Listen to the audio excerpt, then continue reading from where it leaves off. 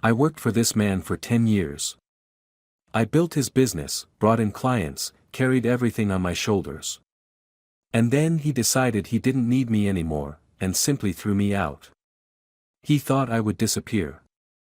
He didn't know I was already preparing my response. The first time I walked into Jack Morrison's office, I was fresh out of college with nothing but an economics degree and determination. The Chicago winter had been brutal that year, and I remember stamping snow off my shoes in the lobby of the aging office building on South Wacker Drive. His consulting firm occupied a modest suite on the 8th floor, just 3 rooms and a kitchenette, but I saw potential in its very simplicity. Jack interviewed me himself, his sleeves rolled up, tie slightly askew. He had that startup energy about him, a mix of exhaustion and excitement that seemed to charge the air around him. "Listen, Michael," he said, leaning forward in his chair, "I can't offer you what the big firms can. No fancy benefits package, no corner office. But what I can offer you is a chance to build something from the ground up." I took the job without hesitation. Those early years were a blur of 18-hour days and endless cups of coffee. Jack and I would often be the last ones in the office, poring over proposals by the light of our desk lamps while the Chicago skyline glittered outside our windows. We weren't just colleagues, we were partners in the truest sense. When we landed our first major client, a mid-sized manufacturing company looking to expand into international markets, we celebrated with cheap champagne in paper cups. To us, Jack had said, raising his cup. The dynamic duo. I believed in those words. I believed in him. As the years passed, our little firm grew. We moved to a larger office in the Loop, hired more staff, expanded our client base. I developed a reputation for being able to spot opportunities others missed. Our clients trusted me implicitly, not just with their business problems, but with their fears, their hopes, their dreams for their companies. I wasn't just a consultant, I was their confidant. Jack reaped the rewards of our success. The modest sedan was replaced by a Tesla, then a Porsche. The suburban house gave way to a penthouse in River North. His suits got more expensive, his watches more elaborate. I didn't mind, I felt pride in seeing these symbols of our shared success. When he bought that vacation home in Lake Geneva, he invited me up for a weekend. "None of this would have been possible without you, Michael," he said as we stood on the deck, watching the sunset over the lake. I should have noticed the past tense in his words. The changes were subtle at first. Meetings I used to lead were suddenly being handled by others. My emails about strategic decisions went unanswered for days, then weeks. Clients I had personally brought in were being reassigned to new account managers, young, ambitious types fresh from MBA programs at Northwestern and Chicago Booth. Then came Sarah Chen. She arrived with impeccable credentials, Harvard Business School, McKinsey experience, a Rolodex full of Fortune 500 contacts. Jack introduced her as our new Chief Strategy Officer, a position that had never existed before. "We're scaling up," he explained in the all-hands meeting. "Sarah's expertise will help take us to the next level." I tried to be supportive, to adapt to the new structure. But increasingly, I found myself being sidelined. Projects I had initiated were handed over to Sarah's team. My suggestions in meetings were noted politely and ignored. Jack stopped asking for my input on major decisions. One Tuesday morning, his assistant Miranda stopped by my office. "Jack would like to see you at 2 p.m., she said, not quite meeting my eyes. I knew then. After 10 years, I could read the signs like a weather map. The meeting lasted exactly 17 minutes. I know because I watched every tick of the sleek wall clock behind Jack's desk as he delivered his carefully rehearsed speech about organizational restructuring and strategic realignment. "The company's evolving, Michael," he said, his voice carrying that practiced tone of corporate regret. "We need fresh perspectives, new leadership approaches."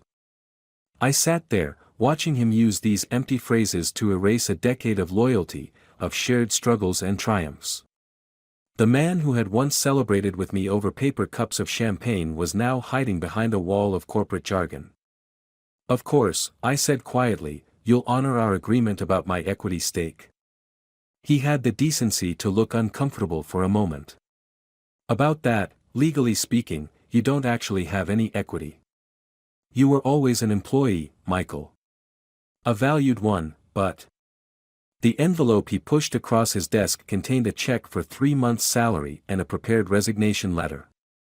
"I hope we can handle this professionally," he said. "You've been an important part of this company's story." I signed the papers without argument. Cleared out my office while the rest of the staff was at lunch. Left my keycard with Miranda. It was all very civilized, very professional. Jack probably thought that was the end of it. He didn't know that I had spent the last 6 months preparing for this very moment. You see, while I was being gradually pushed aside, I had been meticulously documenting everything. Every questionable tax deduction, every creative accounting entry, every client overcharge. I had copies of emails discussing how to restructure our billing to maximize profits.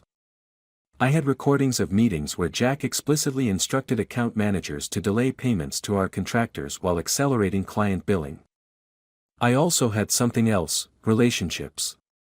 Deep, genuine connections with clients who trusted me more than they trusted the firm. People who had shared confidential information with me over late-night drinks and golf games. CEOs who had called me on weekends when their businesses faced crises. My revenge would not be swift or dramatic. It would be like water wearing away stone, gradual, relentless, unstoppable. I started with subtle moves. Emails to key clients expressing my regret at leaving, carefully worded to hint at concerns about the firm's future direction. Lunch meetings with former colleagues who were already unsettled by the changes. Anonymous tips to industry forums about the firm's billing practices. Within 2 months, 3 major clients had quietly withdrawn their business. Sarah Chen's aggressive expansion strategy, combined with the sudden revenue drop, began to strain the company's finances. Jack had to lay off some of the expensive new hires he'd brought in. Then I launched my own consulting practice. No fancy office, no elaborate promises, just solid expertise and personal attention. One by one, my former clients began to reach out.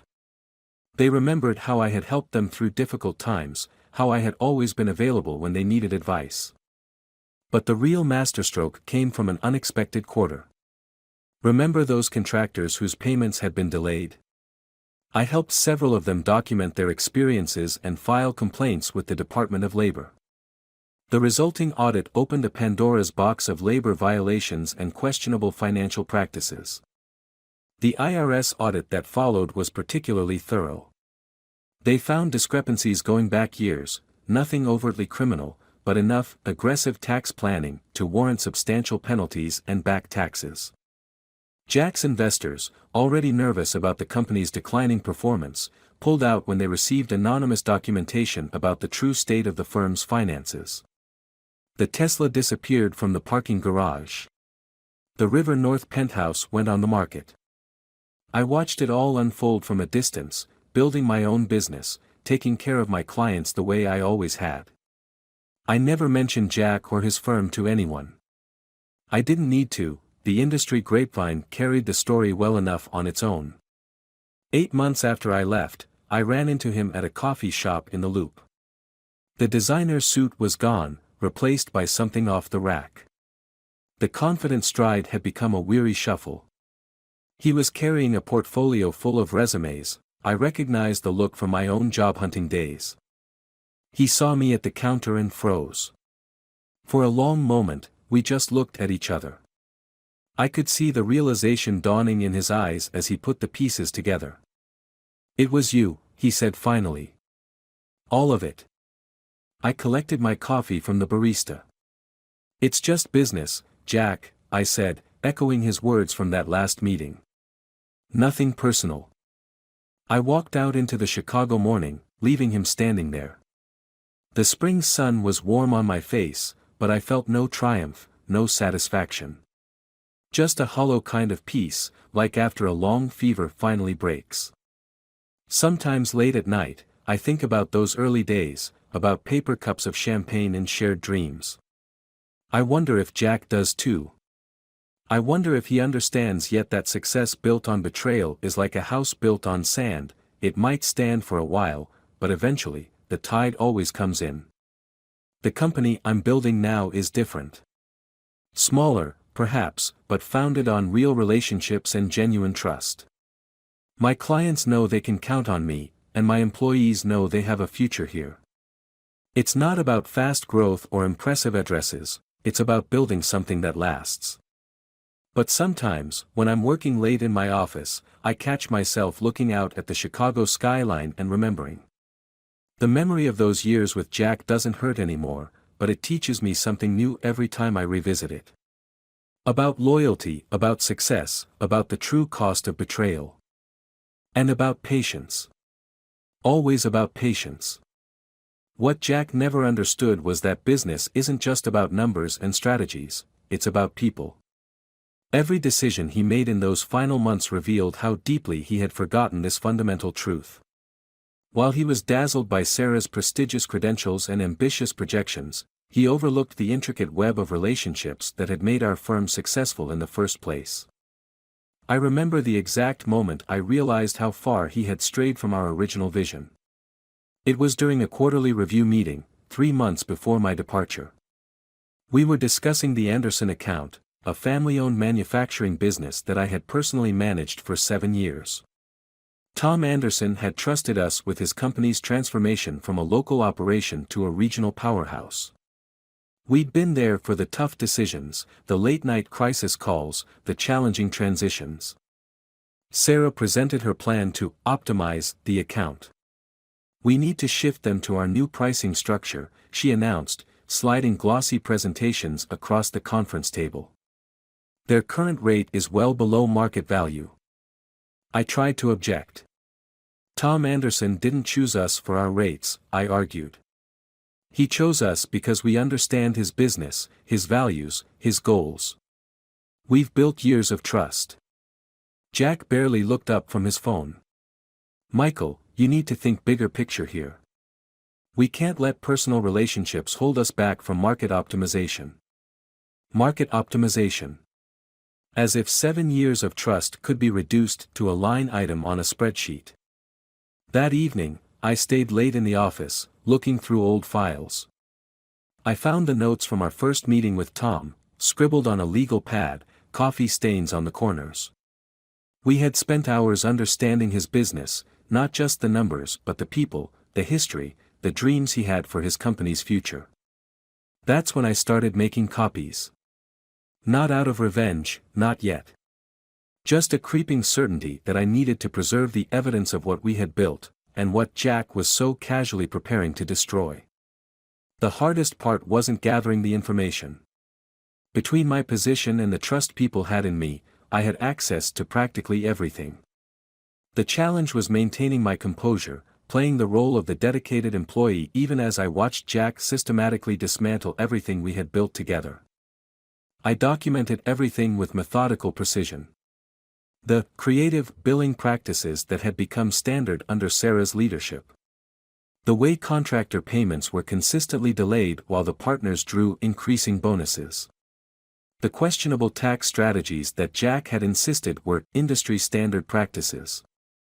But more importantly, I kept a record of the human cost. The long-time employees who were pushed out because they didn't fit the new corporate culture. The loyal clients who were treated as mere revenue sources rather than partners. The promises broken, the relationships destroyed, all in the name of scaling up. I also began preparing for my own future. On weekends and late nights, I worked on business plans, reached out to industry contacts, and quietly laid the groundwork for what would come next. I opened a small office under an LLC, set up secure communications channels, and began documenting everything I knew about our clients' businesses, not the confidential details, but the understanding I had gained over years of working with them. When the day of my dismissal came, I was more prepared than Jack could have imagined. Within hours of leaving the office, I had already begun implementing the first phase of my response. It wasn't about revenge, not entirely. It was about justice, about protecting the values and relationships that Jack had so casually discarded. The first client to leave wasn't even one I contacted directly. Tom Anderson heard about my departure through the grapevine and called me at home that same evening. "What happened, Michael?" he asked, concern evident in his voice. "I just heard from my controller that they're raising our rates by 40%. Something about market alignment." I chose my words carefully. "The firm is moving in a new direction, Tom. They're focusing on larger clients, more aggressive growth." The silence on the line spoke volumes. When he finally responded, his voice was firm. "I want you to be straight with me, Michael. Should I be worried?" I took a deep breath. "Tom, you know I can't advise you anymore. But I would suggest looking very carefully at your recent invoices. And maybe have your accountant review the last few quarterly reports." 2 days later, Tom terminated his contract with the firm. Within a week, he had signed on as the first client of my new consulting practice. The domino effect that followed was both inevitable and devastating. Each client who left had connections to others. Each employee who was pushed out had stories to tell. The perfectly engineered machine that Jack thought he had built began to show its flaws. But I didn't just want the firm to fail, I wanted Jack to understand why it was failing. Each setback was designed to illuminate a specific betrayal, to highlight exactly how far he had strayed from the principles that had once made us successful. When the Labor Department began their investigation, it wasn't just about the delayed contractor payments. It was about the human cost of Jack's optimization strategies. When clients began leaving, it wasn't just about rates and services. It was about trust and relationships. The tax audit that followed wasn't just about finding technical violations. It was about exposing the hollow core of what the firm had become, a place where numbers mattered more than people, where short-term gains had replaced long-term relationships. I watched it all unfold from my new office, a modest space in a converted industrial building in the West Loop. No marble lobby, no floor-to-ceiling windows, just honest work and genuine relationships. My client list grew steadily, not through aggressive marketing or flashy presentations, but through word of mouth and demonstrated results. Sarah Chen was the first to abandon ship. I heard about her departure through Miranda, who had also left the firm by then. She saw the writing on the wall, Miranda told me over coffee. Jumped to a position with a bigger firm in New York. Jack's dream of aggressive expansion left with her, along with several other high-priced executives he'd brought in. The irony wasn't lost on me. Jack had betrayed 10 years of loyalty in pursuit of what he thought was a grander vision, only to be abandoned by the very people he'd chosen to replace me with. But by then, he was too busy dealing with the mounting crises to appreciate the poetry of it all. The IRS audit was particularly thorough. I hadn't just sent them documentation, I had provided a roadmap, carefully highlighting years of questionable deductions and conveniently overlooked income. None of it was outright fraud, Jack was too smart for that. But there were enough aggressive interpretations of tax law to keep the auditors busy for months. What made it worse for Jack was that he couldn't even figure out how they had gotten all the information. I had been careful to protect myself, using anonymous tips and routing communications through layers of cutouts. As far as he knew, it could have been anyone, a disgruntled employee, an angry client, even someone from his new team. The paranoia began to eat at him. I could see it in his increasingly erratic decisions, in the way he started suspecting everyone around him. The confident, charismatic leader who had once inspired loyalty through sheer force of personality became a shadow of himself, jumping at shadows, trusting no one. The investors were the next to turn on him. They had been patient at first, accepting his explanations about temporary setbacks and market adjustments. But when the true state of the firm's finances came to light, their patience evaporated. The emergency board meeting lasted 6 hours. Jack emerged looking like he'd aged a decade. I didn't have to do anything to speed up the firm's collapse after that, momentum took care of it. Each client who left made others nervous. Each regulatory investigation sparked new questions. Each financial setback made recovery more difficult. The house of cards Jack had built was falling, one piece at a time. The day I saw him in that coffee shop, something unexpected happened. As I walked away, leaving him standing there with his portfolio of resumes, I felt no satisfaction. No triumph. No vindication. Instead, I felt a strange sort of emptiness, as if I had succeeded in burning down a house only to realize I had been living in it all along. That night, I stayed late at my office, looking out over the city lights. Chicago looked different from this side of the river, grittier, more real somehow. I thought about the path that had led me here, about choices and consequences, about the fine line between justice and vengeance. I thought about calling Jack. Not to gloat, not to explain, just to talk. About those early days, about paper cups of champagne and shared dreams. About where it all went wrong. But I knew that conversation would never happen. Some bridges, once burned, stay burned. My new firm continues to grow, but differently than Jack's did. We take on clients slowly, carefully, building relationships that will last. I've made sure every employee has equity in the company, real equity, documented and legally binding. When we celebrate successes, we still use paper cups for the champagne, a reminder of where we started and what really matters. Sometimes, one of my younger employees will ask me about starting their own firm someday. I encourage them, share what I've learned, but I also warn them about the true cost of success. Build something real, I tell them. Something that will last. And never forget that business is about people first, numbers second. Last week, I heard that Jack had left Chicago. Someone said he took a position with a small firm in Phoenix, starting over, back at the beginning. Part of me hopes he learned something from all this, that he'll do better this time. Another part of me knows that people rarely change their fundamental nature. As for me, I've stopped looking back. The revenge I planned so carefully, executed so patiently, brought me a kind of justice, but not peace. That, I've had to find on my own. In the quiet moments between meetings, in the late nights working on client problems, in the genuine connections I'm building with my new team. I keep a paper cup on my desk now, a reminder not of what I lost or what I gained, but of what I learned. About loyalty and betrayal. About patience and persistence. About the true meaning of success and the real price of revenge.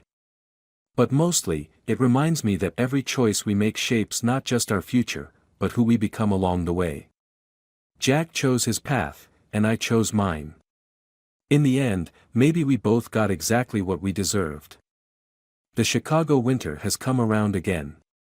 From my office window, I can see snow falling on the river, softening the hard edges of the city. 10 years ago, I walked into Jack's office with nothing but dreams and determination. Today, I have something more valuable, wisdom earned the hard way, through loss and betrayal and the long, slow work of rebuilding. Sometimes I wonder if Jack looks back on those days too, if he ever questions the choices he made. But those thoughts come less often now.